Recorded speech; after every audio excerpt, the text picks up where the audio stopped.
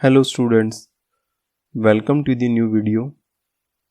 आज की इस वीडियो का हमारा टॉपिक है रिडम्पशन ऑफ प्रीफरेंस शेयर्स और आज हम पार्ट 2 डिस्कस करेंगे। और आज की इस वीडियो में हम कुछ न्यूमेरिकल क्वेश्चंस को डिस्कस करेंगे और बोनस शेयर के पॉइंट को डिस्कस करेंगे। तो आइए आज की इस वीडियो को हम स्टार्ट करते हैं और डिस्कस करते हैं रिडम्पशन ऑफ प्रीफरेंस शेयर्स के टॉपिक को।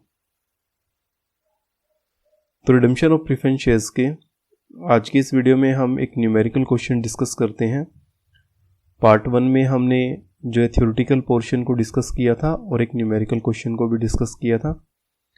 तो आज हम एक और न्यूमेरिकल क्वेश्चन को डिस्कस कर रहे हैं। अगर यदि मान लीजिए कि प्रीफरेंस शेयर्स का जो रिडम्पशन है वो प्रीमियम के ऊपर हम करते हैं, तो हम ऐसे क्वेश्चंस को किस तरीके से सॉल्व करते हैं। तो ये क्वेश्चन को हम यहाँ पर डिस्कस करेंगे। एक ABC लिमिटेड है, कंपनी है, उसने 40,000 रिडीमेबल प्रेफरेंशियल शेयर्स का रिडम्पशन करना है, जिसकी वैल्यू जो है 100 रुपये एक शेयर की वैल्यू है। और ये जो रिडम्पशन है 31 मार्च 2020 को किया जाएगा, जिसको कि 10% प्रीमियम के ऊपर जो है कंपनी ने रिडम्पशन करना है। इसके लिए कंपनी जो है वो 20,000 इक्विटी शेयर्स जो है वो इशू करेगी, जिसकी फेस वैल्यू 100 रुपये है। और ऐसे शेयर्स को 10% प्रीमियम के ऊपर जो है वो इशू किया जाएगा। इसके अलावा 10,000 8% वाले 100 रुपये वाले डिवेंचर को इशू किया जाएगा। The issue was fully subscribed and all amount received, मतलब जो भी इशू था वो पूरा सब्सक्राइब हो गया और उससे रिलेटेड सारी अमाउंट जो है कंपनी को मिल गई। The redemption was duly carried out, the company has sufficient balance in the surplus account, यानी कि अगर कंपनी के पास कोई अमाउंट शॉर्टेज रहती है तो कंपनी के सरप्लस में इतना पैसा है कि वो जो है रिडम्पशंस को पूरा कर सके। तो आइए इससे रिलेटेड हम लोग जो है वो जर्नल एंट्री किस तरीके से बनाएंगे उनको हम डिस्कस करते हैं। तो सबसे पहले जो एंट्री बनेगी वो आपकी शेयर इशू की बनेगी। तो कंपनी ने क्या किया कि 20,000 शेयर्स को 10% प्रीमियम के ऊपर इशू किया है। तो 100 रुपये एक शेयर की वैल्यू है, तो 20 लाख रुपीस तो जो है कंपनी को नॉर्मल मिलेंगे और 10% प्रीमियम से 2 लाख रुपये मिलेंगे। तो ये वाली एंट्री 22 लाख रुपीस से बन जाएगी। Bank account debit to equity share application and allotment account 22 lakh rupees से। अब इसके बाद जो है एप्लीकेशन और अलॉटमेंट मनी को हम इक्विटी शेयर कैपिटल में और सिक्योरिटी प्रीमियम में ट्रांसफ़र करेंगे। तो जो 22 लाख रुपीस की अमाउंट है उसमें से 20 लाख रुपीस तो आपके इक्विटी शेयर कैपिटल में चले जाएंगे और बैलेंस जो है 2 लाख रुपीस जो है वो सिक्योरिटी प्रीमियम में चला जाएगा। अब कंपनी ने जो है वो 10,000 डिवेंचर्स को भी इशू किया है, जिसकी फेस वैल्यू जो है वो 100 रुपये है। तो उसकी एंट्री और हम प्रिपेयर कर देंगे। Bank account debit to 8% debenture application and allotment account, ये आपकी 10 लाख रुपीस से ये एंट्री बन जाएगी। ठीक है, और ये वाली जो अमाउंट है डिवेंचर्स में ट्रांसफ़र हो जाएगी। 8% debenture application and allotment account debit to debenture account. ठीक है ना। तो एप्लीकेशन मनी रिसीव्ड हो गया और उसके बाद ट्रांसफ़र हमने उसको कर दिया 10 लाख रुपीस से, ये वाली एंट्री बन जाएगी। आई थिंक ये चारों एंट्री आपको क्लियर हो गई होंगी। अब नेक्स्ट जो है हम रिडम्पशन से रिलेटेड एंट्रीज हम प्रिपेयर करते हैं। अब सबसे पहले हम सिक्योरिटी प्रीमियम की एंट्री बनाएंगे। ये हम लोग जो है पहले वाली वीडियो में भी हम डिस्कस कर चुके हैं। तो आपने 40,000 शेयर्स को रिडम्पशन में डालना है और 100 रुपये का एक है, उसके ऊपर 10% प्रीमियम है। तो इसका मतलब 10 रुपये एक शेयर के ऊपर प्रीमियम है। तो 4 लाख रुपये जो है वो आपके प्रीमियम ऑन रिडम्पशन आएगा। ठीक है, अभी हमने 2 लाख रुपये जो है रिडम्पशन प्रीमियम सिक्योरिटी प्रीमियम मिला है, जो हमने नए शेयर इशू किए हैं। तो हमने सिक्योरिटी प्रीमियम को उसको डेबिट कर दिया क्योंकि हमारे पास 2 लाख रुपीस बैलेंस है। तो security premium account debit 2 lakh rupees से हो जाएगा और जो रिमेनिंग जो सिक्योरिटी जो प्रीमियम ऑन रिडम्पशन है वो आप सरप्लस से चार्ज कर लोगे। Surplus account debit 2 lakh rupees and to premium on redemption 4 lakh rupees. Okay, अब इसके बाद जो है हमने 40 लाख रुपीस का जो है वो रिडम्पशन करना है। ठीक है ना, क्योंकि ये हम लोग जो है पार्ट 1 में डिस्कस कर चुके हैं कि जो भी आपने रिडम्पशन की अमाउंट कैलकुलेट करनी है उसमें हम प्रीमियम जो है नहीं इसमें लेंगे। तो जब आप 40,000 शेयर्स का रिडम्पशन कर रहे हैं 100 रुपये वाले, तो 40 लाख रुपीज़ आपने अमाउंट पेमेंट करनी है, जो कि 20 लाख रुपीज़ आपने न्यू इशू से मिल गई है। तो जो बैलेंस जो है वो 20 लाख रुपीज़, जितना भी अमाउंट रहेगा उतने अमाउंट हम कैपिटल रिडम्पशन रिजर्व में ट्रांसफ़र करते हैं। आप इसके लिए एक बारी फर्स्ट पार्ट जो है वो ज़रूर देख लेना, जिससे आपको ये सारी चीज़ जो है क्लियर हो जाए। तो अब सरप्लस से जो है 20 लाख रुपीज़ आपके कैपिटल रिडम्पशन रिजर्व अकाउंट में जाएंगे। Surplus account debit to capital redemption reserve account, ये 20 लाख रुपीज़ से एंट्री आपकी बन जाएगी। इसके बाद देखिए कि हमने ड्यू की एंट्री बनानी है। Redeemable preference share capital account 40 lakh rupees, premium on redemption 4 lakh rupees and redeemable preference share holders को हमने ड्यू करना है 44 लाख रुपीज़ से। ठीक है, अब लास्ट एंट्री बन जाएगी, हमने इनको पेमेंट कर देनी है। Redeemable preferential share holder account debit to bank, ये हमने उनको पेमेंट कर दिया 44 लाख रुपीज़ का। आई थिंक कि आपको ये सारी की सारी एंट्री क्लियर हो गई होंगी कि हमने जो है प्रीमियम ऑन रिडम्पशन के ऊपर जो है किस तरीके से एंट्री बनानी है। अब एक चीज़ आप यहाँ पे क्लियर कर लीजिए कि हमने डिवेंचर्स को भी इशू किया है, तो ये वाली बात हम लोग पहले भी बता चुके हैं कि जो डिवेंचर की अमाउंट होती है उसका यूटिलाइजेशन हम रिडम्पशन में नहीं करते हैं। सिर्फ जो न्यू इशू ऑफ शेयर्स हैं उनकी अमाउंट का हम यूटिलाइजेशन जो है वो रिडम्पशन के लिए करते हैं। क्लियर हो गया क्वेश्चन आपको ये? अब नेक्स्ट जो प्रॉब्लम आती है redemption of partly paid up shares. अब ये बात हम लोग पहले भी डिस्कस कर चुके हैं कि जो सेक्शन 55 है उसके accordingly partly paid up shares का जो है वो रिडम्पशन नहीं हो सकता। इसके लिए पहले जो है पार्टली पेड अप शेयर्स को जो है फुल्ली पेड अप किया जाएगा, उसके बाद उनका रिडम्पशन किया जाएगा। तो इसके लिए हम लोग पहले एंट्री बनाएंगे, जो कॉल मनी अमाउंट है उसकी ड्यू की एंट्री बनाएंगे। Redeemable preferential share final call account debit to redeemable preferential share holders, और उसके बाद उनसे पैसा रिसीव करेंगे redeemable preference share holder account debit to bank account.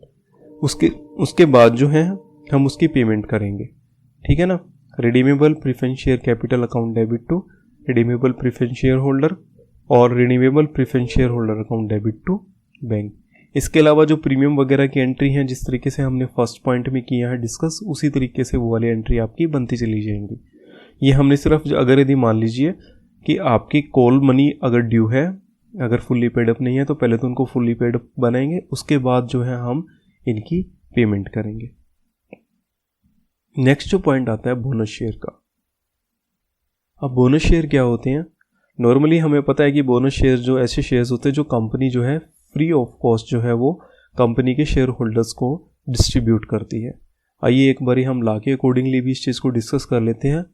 Some time A company में हैव एक्यूमुलेटेड लार्ज रिजर्व, कई बारी कंपनी के पास काफ़ी ह्यूज अमाउंट में रिजर्व्स होते हैं। इन दिस कंडीशन कंपनी में issue additional equity shares to the existing shareholder in proportion of their existing shareholding in the company without charging any further payment। यानी कि जो उनके पास शेयर्स होते हैं उसके प्रोपोर्शन में जो है कंपनी बिना कुछ पैसे लिए उनको कुछ शेयर्स इशू कर देती है। Such free shares are known as bonus share. ऐसे फ्री शेयर्स को ही हम जो है बोनस शेयर बोलते हैं। ठीक है ना, यानी कि कंपनी के पास रिजर्व्स काफ़ी अमाउंट में होते हैं, उसके कारण कंपनी कई बारी अपने एग्जिस्टिंग शेयर होल्डर्स को कुछ जो उनके प्रोपोर्शंस में कुछ शेयर इशू कर देती है बिना किसी पेमेंट के। तो ऐसे जो फ्री शेयर्स शेयर होल्डर्स को दिए जाते हैं उनको बोनस शेयर बोला जाता है। अब जो बोनस शेयर है कंपनी दो तरीके से शेयर होल्डर्स को दे सकती है। फर्स्ट ऑप्शन क्या आता है कि by making existing partly paid up shares as a fully paid up without getting cash from the share holders, यानी कि बिना पैसे लिए जो पार्टली पेड अप जो शेयर्स होते हैं उनको फुल्ली पेड अप बना सकती है कंपनी। एंड सेकंड है by issuing free fully paid bonus shares, यानी कि उनको जो उनके पास एग्जिस्टिंग शेयर्स हैं उनके प्रोपोर्शन में कुछ शेयर्स जो हैं वो दे दिए जाते हैं, या फिर दोनों कॉम्बिनेशन भी यूज़ कर सकती है कंपनी। जो पार्टली पेड अप उनको फुल्ली पेड अप भी कर सकती है और नए इशू भी लेके आ सकती है। ठीक है, अब कुछ एक इम्पॉर्टेंट चीज़ आती है। Because of bonus issue profit become the part of share capital, यानी कि प्रॉफिट जो है कंपनी का है, जो भी रिजर्व्स हैं वो पार्ट ऑफ शेयर कैपिटल हो जाते हैं। तो इसलिए हम इनको capitalisation of profit of the company भी बोलते हैं। क्लियर हो गया ना, क्योंकि जो है बोनस शेयर्स जो रिजर्व्स में से दिए जाते हैं, और रिजर्व्स जो होते हैं वो प्रॉफिट्स का पार्ट होते हैं। तो फ्रेश कैपिटल इशू की जाती है, शेयर कैपिटल जो है वो इंक्रीज हो जाती है, ठीक है ना, और जो आपके प्रॉफिट्स है वो कम हो जाएंगे। तो इसलिए इनको जो हमें कैपिटलाइजेशन ऑफ प्रॉफिट भी बोलते हैं, राइट। अब बोनस शेयर्स के रिगार्डिंग कुछ सेबी की गाइडलाइंस हैं, उन गाइडलाइंस को हम जो है जल्दी से डिस्कस कर लेते हैं। सबसे पहले है no bonus share have made which will dilute the value of right of the holder of debenture और कन्वर्टिबल और पार्ट फुल्ली कन्वर्टेबल और पार्टली कन्वर्टेबल। यानी कि आप कोई भी शेयर बोनस ऐसा इशू नहीं करेंगे जिससे कि जो डिवेंचर्स जो होते हैं, चाहे वो फुल्ली कन्वर्टेबल हो या पार्टली कन्वर्टेबल हो, जो उनकी राइट्स को जो है वो कम करें, ठीक है। सेकंड आ जाएगा as per section 63 of company act 2013 bonus share can be issued out of the free reserve created out of the general profit security premium और फ्रॉम कैपिटल रिडम्पशन रिजर्व। यानी कि जो भी बोनस शेयर इशू किए जाते हैं वो security premium से, जनरल रिजर्व से या फ्री रिजर्व से जो है हम बोनस शेयर इशू कर सकते हैं। If any reserve is created by revaluation of asset no bonus share can be issued from this reserve. अगर यदि कोई भी रिजर्व जो है रिवैल्यूएशन ऑफ एसेट के कारण क्रिएट हुआ है तो बोनस शेयर हम इसमें से इशू नहीं कर सकते। In lieu of dividend bonus share can not be issued, यानी कि डिविडेंड के प्लेस के ऊपर हम बोनस शेयर्स को इशू नहीं कर सकते। Bonus share can not be issued to partly paid shares, ठीक है। जो पार्टली पेड शेयर्स होते हैं उनको हम जो है बोनस शेयर इशू नहीं कर सकते। If any existing they are made fully paid up, यानी कि अगर यदि हमने करना है तो पहले तो उनको हम फुल्ली पेड अप करेंगे, उसके बाद उनको जो है वो बोनस शेयर इशू किए जाएंगे। अब इसके बाद जो कंडीशन आती हैं, the company has not default in payment of interest और principal in respect of fixed deposits and interest on existing debentures और प्रिंसिपल ऑन रिडम्पशन। यानी कि कंपनी डिफॉल्ट में नहीं होनी चाहिए तभी वो बोनस शेयर इशू कर सकती है। किस चीज़ का डिफॉल्ट? इंटरेस्ट का पेमेंट का और प्रिंसिपल अमाउंट का पेमेंट का, फिक्स डिपॉजिट के ऊपर या डिवेंचर्स के रिगार्डिंग। इस चीज़ के लिए कंपनी जो है वो डिफॉल्ट में नहीं होनी चाहिए। इसके बाद company has sufficient reason to believe that there is not default in respect of payment of statutory dues, यानी कि स्टैट्यूटरी ड्यूज के रिगार्डिंग भी कंपनी डिफॉल्ट में नहीं होनी चाहिए, जैसे कि employ contribution in provident fund, gratuity, bonus etcetera. तो इन चीज़ों के रिगार्डिंग जो है कंपनी डिफॉल्ट में नहीं होगी, तभी वो कंपनी जो है वो बोनस शेयर इश्यू कर सकती है। A company announces bonus must implement the proposal within 6 month from the date of such approval, यानी कि जब कंपनी इस टाइप का अप्रूवल कर देती है तो विद इन 6 मंथ जो है वो बोनस शेयर जो है वो डिक्लेयर कर देगी, यानी कि दे देगी अपने एग्जिस्टिंग शेयर होल्डर्स को। नेक्स्ट पॉइंट आता है there should be provision in article of association of company related to the bonus issue, यानी कि बोनस इशू के रिगार्डिंग जो है इस टाइप का आर्टिकल ऑफ एसोसिएशन में जो है कंपनी के प्रोविजन होना चाहिए। Otherwise company should pass a resolution related to this provision in article of association of the company. अगर यदि नहीं है तो कंपनी इस टाइप का रिजोल्यूशन पास करेगी अपने आर्टिकल ऑफ एसोसिएशन में। नेक्स्ट जो सेबी की गाइडलाइन है, if due to bonus issue company subscribed and paid up capital exceeds the authorized capital, a resolution shall be passed in general meeting for increasing the authorized capital। क्योंकि इसमें capital increase होती है, अगर यदि company की जो capital है bonus issue के कारण एथोराइज कैपिटल से इंक्रीज होती है तो जनरल मीटिंग में कंपनी जो है वो अपनी एथोराइज कैपिटल को इंक्रीज करने का जो है रिजोल्यूशन पास करेगी।